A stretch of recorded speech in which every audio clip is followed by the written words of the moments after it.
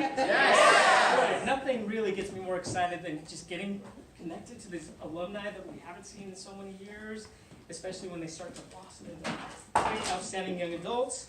I'm not going to say too much to spoil her speech, but all I can say is that you're going to find her story fascinating, and when I grow up, I want to be just like her.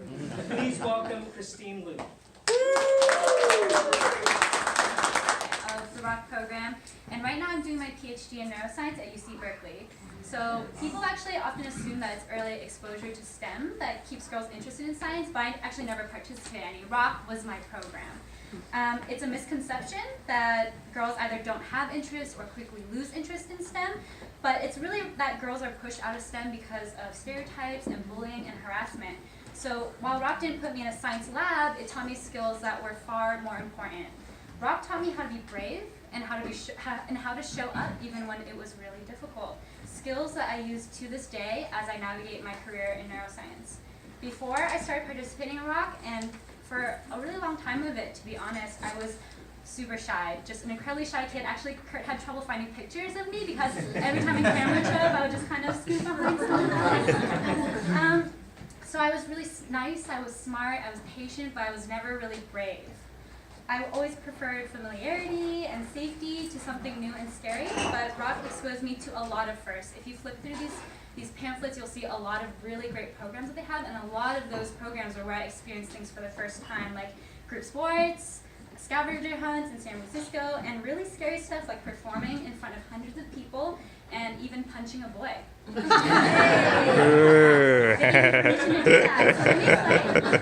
I had the opportunity to train in the martial art of Shaolin Kempo twice a week, where I learned discipline and courage.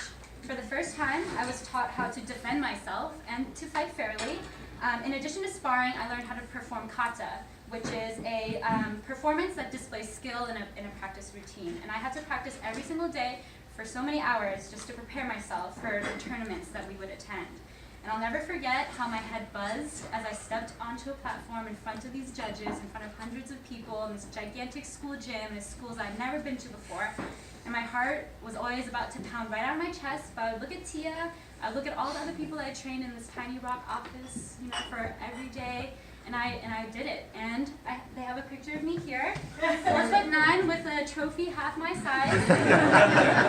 I was still really shy. You can see I'm hiding my braces here, and I'm barely able to smile. But at this moment, I knew I was capable of a lot more than I could ever imagine. So when you give to R.O.C, you give to an organization that helps kids grow out of their comfort zones and within a community of trust and love. Your money might be going to snacks or supplies, but you're giving kids a place to spend the most important years of their development. And your impact is far greater than can be measured. I'm coming back and talking almost 20 years after I was participating in these programs, and I can't really overstate how important this was to me. So because of R.O.C, I grew up believing that I could do anything, so I became a neuroscientist. Even though, maybe I could have become a martial arts master, I became a neuroscientist, and most recently, I actually became an author. So I co-wrote and illustrated an activity book for kids to learn how to code. And I'm actually not even a coder, that's how brave I am. And I would really love for every R.O.C kid to get a copy, hint, hint. So thank you all for being here and supporting this amazing organization and helping more kids achieve their highest potential so that someday they might stand here and tell you all how R.O.C has changed their lives. Thank you. Yeah.